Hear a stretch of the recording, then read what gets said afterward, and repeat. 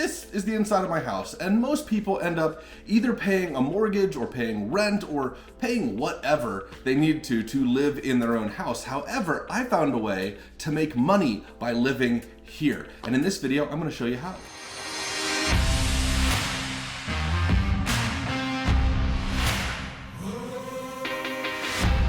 Hi, my name's Tyus. I make videos about personal freedom, escaping the rat race, and if that is something that you want to do with your life, if you want to live as free as possible, hit the subscribe button below because it makes me feel good, but you'll also be informed when new content comes up from me.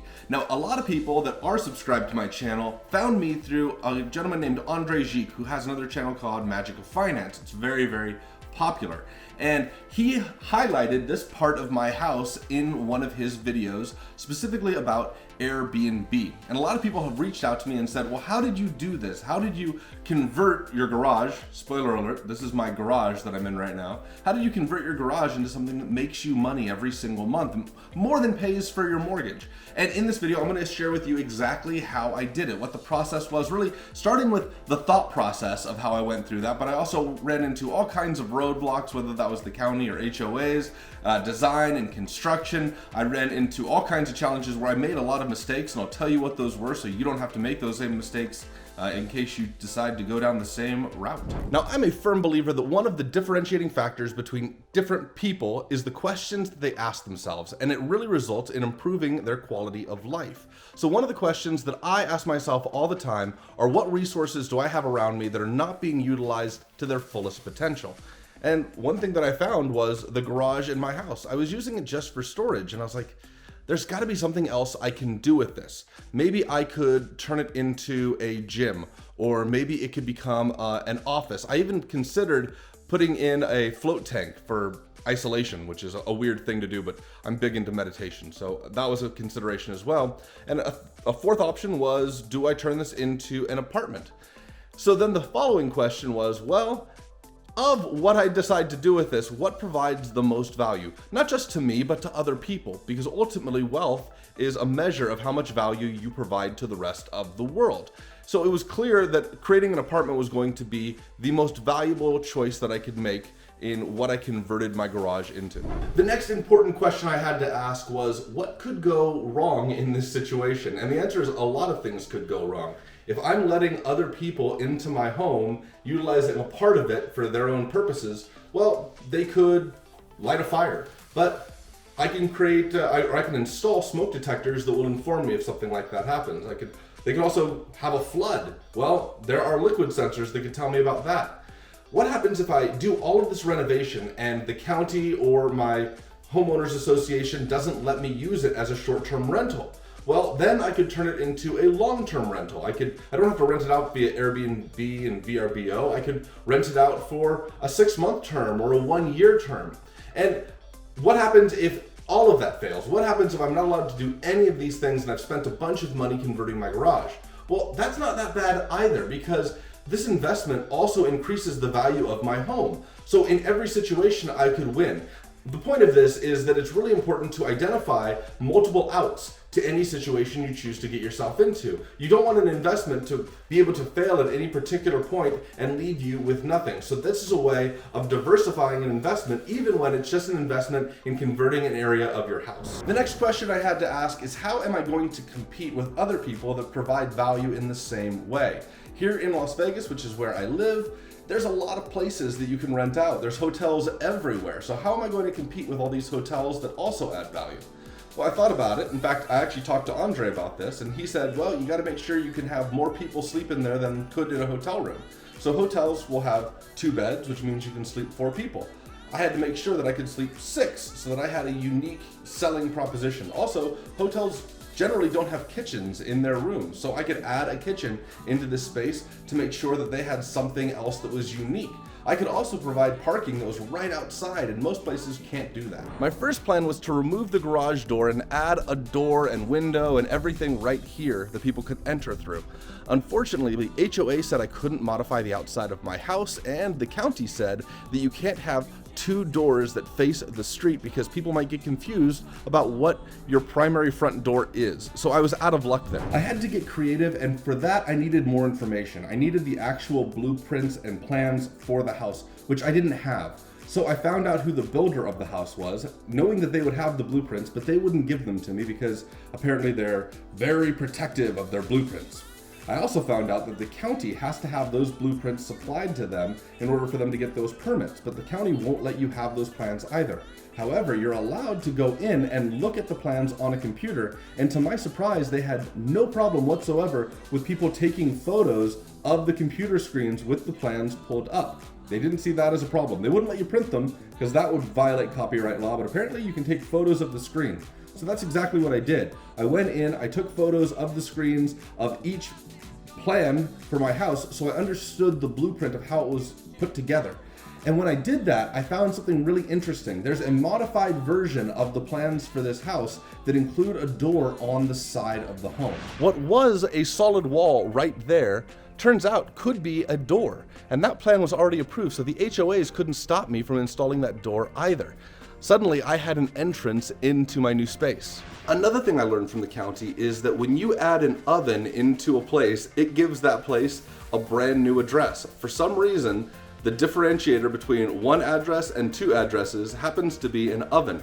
So when I installed the kitchen, I made sure just to have a stovetop and not an oven. That way I didn't have to jump through all the crazy loopholes of having 2 addresses. The next thing I needed to do was create a model of the house. I wanted to make sure that the builders could easily understand what I wanted to have done.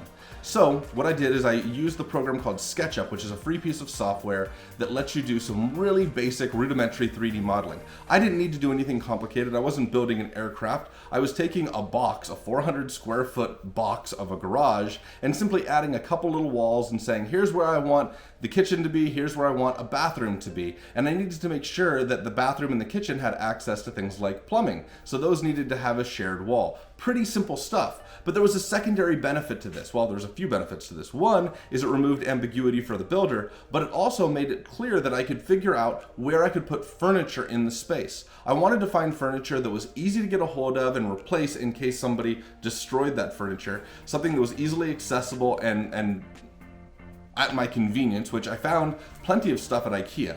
So that way I could, once I had it modeled, I could measure out that furniture and figure out where those things could fit long before the place was ever built. One of the expenses that I didn't consider right at the very beginning of the process was parking. I only had this one driveway for my house, and if other people were going to be staying there, they're going to need a place to park too. They could always park on the street, but I want to create something that's a little bit more convenient for them, which means I needed to install or create a secondary driveway. This actually turned out to be a benefit because I had this front yard that was being landscaped all the time, and that was an additional expense that didn't actually provide me with any additional value.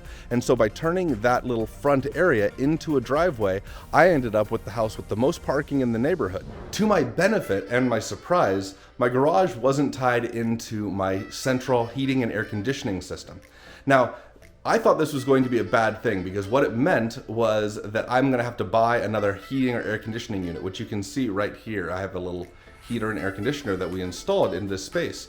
What's great about this is because it's not tied into the house's heating and air conditioning, this I can turn off or turn on when needed. When people aren't staying here, I can save power on it, but it also means people can make this place as comfortable, as hot, as cold as they want to, and it's not something that I control on my end. That way, nobody's reaching out to me and saying, hey, it's a little warm, can you turn on the AC? Or hey, it's a little cold, can you turn on the heat?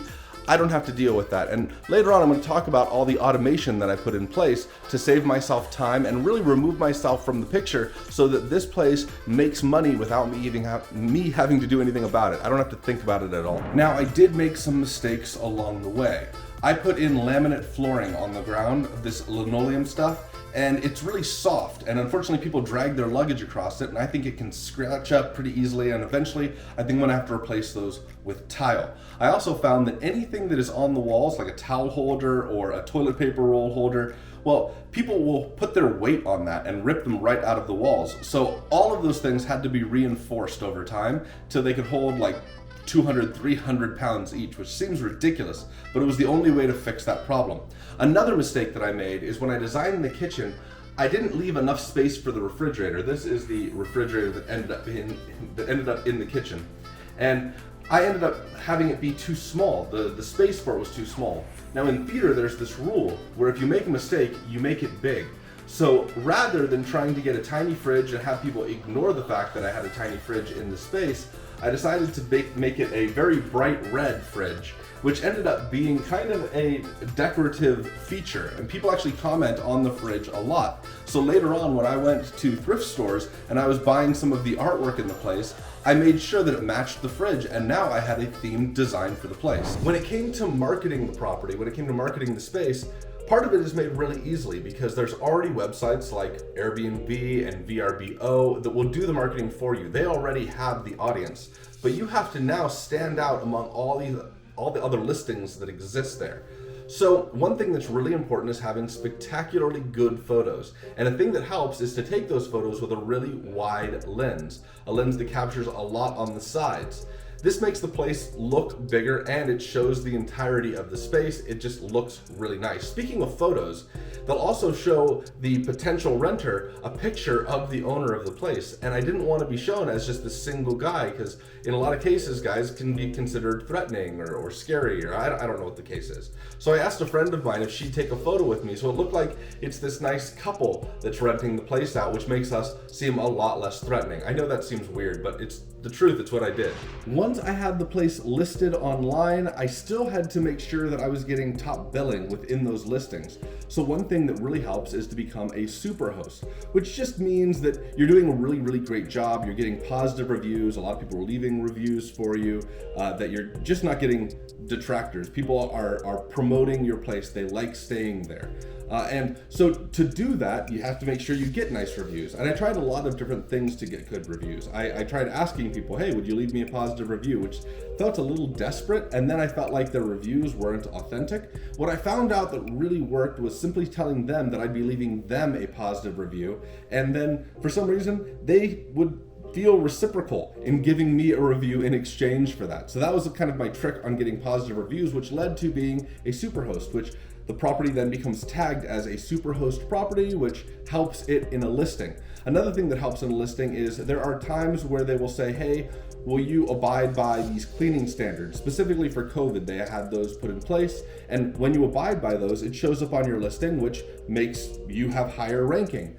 You can opt to make sure that you're paying your cleaning staff a fair wage, which also gets put on your listing, which also helps your ranking. So there's all these little things that you can add to your listing by agreeing to certain terms that Airbnb and VRBO really want you to agree to. And in exchange, they give you higher rankings overall. The last thing that was really important to me is that everything was automated. What I didn't want to do is create a job for myself. I didn't want to trap myself into having to maintain this all the time and answer everybody's questions all the time. So I needed to make sure there was a way to automate all of the work or outsource all of the work so that I didn't just build myself a job, but I made myself a form of passive income. The very first thing in that process was essentially automating the people that came and stayed here. I wanted to reduce the amount of questions they had.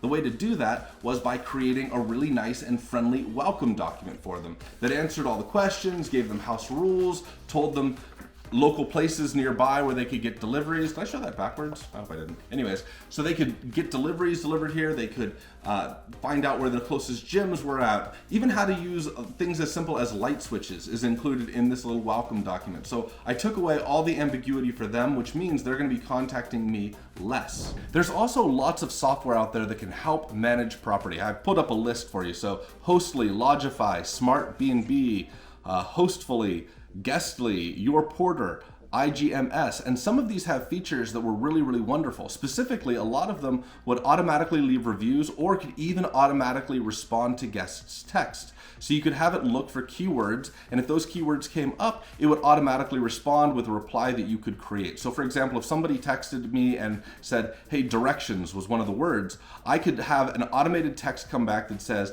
oh, hey, I'm this far away from the airport, and I'm this far away from downtown Las Vegas, and all of those basic areas could be covered in one text, so I didn't have to do the replying. It was done automatically for me. I also wanted the cleaning done by itself automatically, and you can add something called a guest host, which is somebody else that can look at the listing and see when people are coming, when people are leaving, and they can essentially manage a lot of the listing for you. So I can make it possible for the person that I hired to clean the place to simply go on and see when people are coming and when people are leaving, and then they schedule their own time between that to clean the place. I add a cleaning fee onto my listing so it doesn't cut into my bottom line, and suddenly there's no labor that needs to be done by me. One thing that was really important to me is security. Because this is my house, I wanted to make sure that it was secure. So I made sure that there were locks on the doors and all of that stuff. They were very, very good locks. I put cameras up, not in the Airbnb, but on the outside of the property so that I could monitor if people were coming and going, and if anything was leaving the property that shouldn't be. And those cameras have been valuable at times. I've had people leave the property and then reach back out to me and say, hey, I forgot my hat. And I would pull up the camera outside showing them leaving the property with the hat on their head. So it's been useful in being able to identify certain problems and sort that out for them.